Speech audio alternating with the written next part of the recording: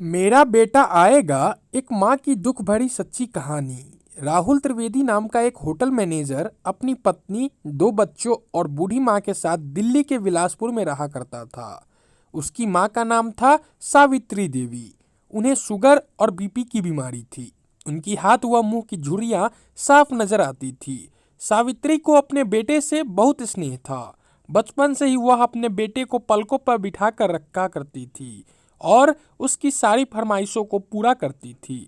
वो कहते हैं ना कि बच्चे कब बड़े हो जाते हैं, माँ बाप को पता ही नहीं चलता है।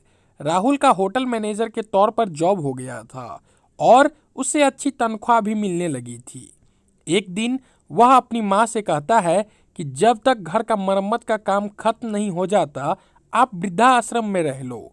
ममता से भरी माँ बेटे की बातों को सुनकर वृद्धा आश्रम जाने को तैयार हो जाती है। उस बड़े घर में कई बुजुर्ग स्त्री और पुरुष भी थे। उन्हीं में से एक ने सावित्री से कहा, आपको भी बेटे ने घर से निकाल दिया? सावित्री ने चिढ़कर एवं बड़े अभिमान से कहा, नहीं नहीं, मेरा बेटा ऐसा नहीं है। वह तो श्रवण कुमार है। वो तो उसके घर में मरम्मत का काम होने वाला है, इसलिए एक सप्ताह के लिए मैं यहाँ रहने आई हूँ। रहने दीजिए सावित्री जी, ये सब बहाने हैं, बुजुर्ग ने कहा। सावित्री का समय उन नए दोस्तों के साथ कटने लगा, पर उसका ध्यान घर पर ही लगा रहता। 7 दिन बीत चुके थे, पर सावित्री का बेटा नहीं आया और न ही उसका कोई फोन आया। तब सावित्री ने ही बेटे को फोन लगाया और पूछा, कब आ रहे हो लेने? बेटे ने काम का बहाना करके फोन काट दिया। कुछ और दिन बीत गए, पर वह नहीं आया। अब तो वह फोन भी नहीं उठाता था।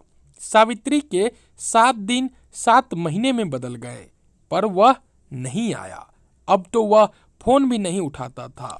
सावित्री के दोस्त ने कहा कि आपके 7 दिन 7 महीने में बदल गए, पर वह नहीं आया। आखिरी सांस तक यह इंतजार ही रह गया।